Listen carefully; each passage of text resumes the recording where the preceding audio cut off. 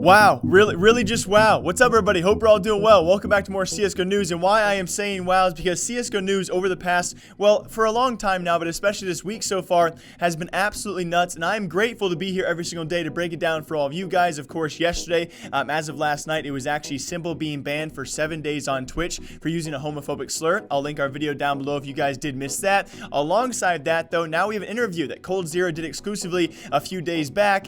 And, well, he reveals a ton of information. You give this guy a beer and he'll give you the world. He reveals so many things out there, trash talks a few players, and on top of that, comments on Astralis. I'm going to break it down for all of you guys, as well as link that interview down below. And also huge thanks to the community out there who does translate these kind of things, as I do lack a Portuguese translator. And yeah, that's kind of my weakness over here. So sit back, everybody, enjoy your coffee or beverage of choice as we break it down. His main points, I will link the Reddit post down below for all of you guys if you want to go through all of his points, but the main ones I want to touch on, and probably some of the most controversial. Actually, he does make the point, first of all, that he's a bit bothered when people say that Fallen has made his career. He feels that he has also made Fallen's career, and that way they are actually even. So he's a bit bothered by the fact that people always apparently do say that Fallen made his career, or has contributed so much to that being Coldzera's success and career. Alongside that, he makes sure to mention the worst player he has ever played with being Showtime. Him and Showtime actually go back on Twitter a lot. We're gonna bring that back up in a second here.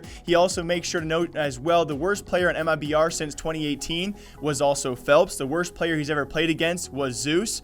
I'm sorry, Brian. But I do want to keep in mind, before people go off on a bit of a turbulence about this, which I think is a bit still well-deserved on the things he does say. I don't know what makes you think when you sit down for an interview that you should say all of these things, but also keep in mind, he actually does compliment a lot of the players. He does throw these other comments about. You know, he actually talks about Fallen being the most complete player he's ever played with, but it still does bother him that people do contribute so much of what Fallen has done to Coldzera's success. So he compliments him as still one of the best players he's ever played with, and so that kind of definitely negates things. I don't think he's trying to trash talk Fallen. Also, when he talks about Phelps, he does say he was the worst player in MIBR since 2018, but also he is one of the best individually skilled players he has ever played alongside. When it comes to contributing to a team, though, that's where Phelps does lack. Now, when it comes to Showtime or Zeus, he didn't really compliment them. He only kind of dissed them as players he did not want to play with, and players that was, according to Zeus, the worst player he's ever played against. But he does kind of go off on a bit of a positive and a negative interview about a lot of the people he does talk about,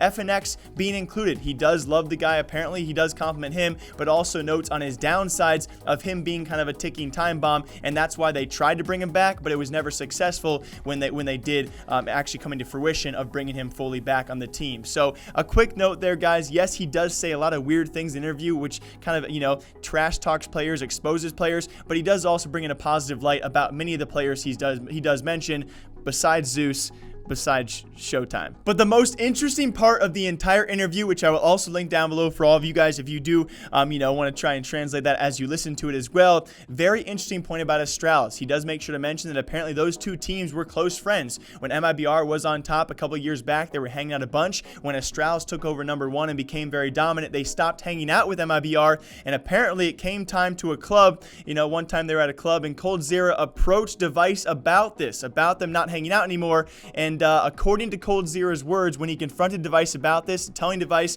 he never wanted to talk to him again, Device teared up or cried, and that's how that was left. Now, Device has also responded about this, saying and pretty much denying the fact that he did cry, but also reminding the fact that, yes, they don't ever want to talk again, and they are clearly, after these instances, not friends anymore.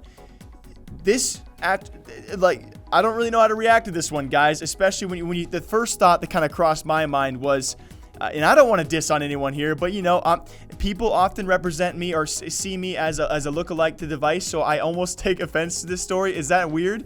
But, you know, I picture a 5'3", 5'4" Brazilian walking up to a long neck Device in a club, and would that result in tears? I'm not really sure. I don't know who to believe, and it doesn't really matter probably. I'm sorry. I just can't help but picture, because again, people say I look like Device because we both have long necks. He's obviously much richer. He has a girlfriend. He has cars. He has skill. He has good looks. Okay, I'm not trying to give myself compliments here, guys, but I just picture a much taller Device and a much smaller Coldzera approaching him in the club, and I'm not really sure how that leads to tears. But again, that's not part of the story. I think that all also the huge point, you know, deterring from the jokes aside here, guys, the fact is this: we also have Coldzera in his discussion going back and forth between Showtime. He reveals a very weird statement, if translated correctly, which I'm pretty sure it is. He does actually state if he told just a third of the stuff he knew about people in the CSGO scene, he could destroy the scene. And I think this needs to be a note for especially today's news episode, guys. What could he possibly know? That's a very disturbing thing for a pro player to say. He says if he just told a third of what he knew, he could destroy the scene. What have players been doing on the side? And Coldzera, this man, I will buy you a beer if you give us any more information about that. Or do we even want to know? Because I look at a lot of these players, you know, as role models, as peers, as really good guys. I don't think I want to know these details and what he meant by that statement. So Coldzera reveals all in an interview, guys. Everything you need to know will be linked down below as well, including all of his full points. Absolute mayhem for an interview. And also last night, guys, there was a CSGO update, or there almost was a CSGO update. It was kind of a release, but not really a release. You shouldn't have a CSGO update yet, but it hopefully will be coming out sometime soon. Apparently, though, it was actually stickers, the viewer pass, the pick'em, so on and so forth for a major, which just thinking about gets me very excited. Along with that, though, the update did not come because several players out there, JW was not one of them. I'm pretty sure he was trolling. Dick Stacy, though, alongside Lowell, some Liquid guys, amongst other players, apparently their signatures and their stickers that were actually put out were not the ones they did submit, alongside other mistakes clearly on those stickers. You know, teams like Forza and the Bunch were not actually returning teams, so a lot of mistakes were actually made upon this release, and that's why it's been taken back. That release should be made sometime soon, though. I've also been talking to Don, the man on Twitter, I'm sure many of you guys know about. According to him, though, what we do know about the release, we've seen some of the stickers, we've seen the viewer pass and his details so far, which is pretty telling about the future. According to Don, guys, this pick'em, or I should say,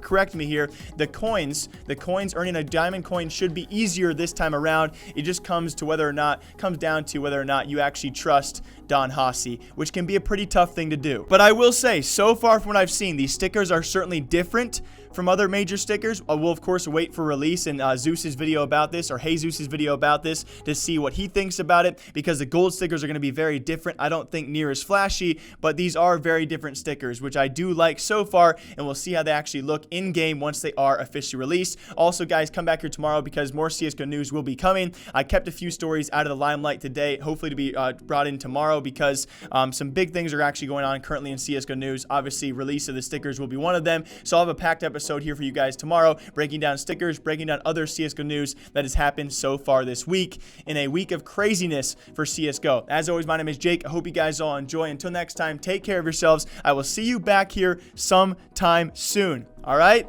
Goodbye.